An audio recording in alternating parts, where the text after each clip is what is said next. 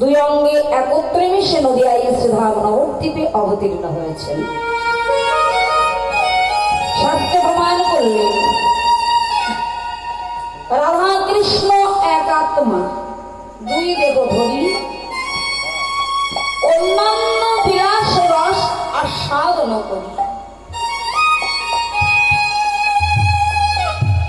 সেই দুই এক এবে আমার চৈতন্য গোসাই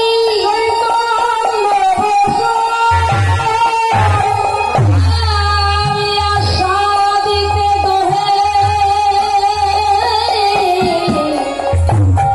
বলিলেন কোথায়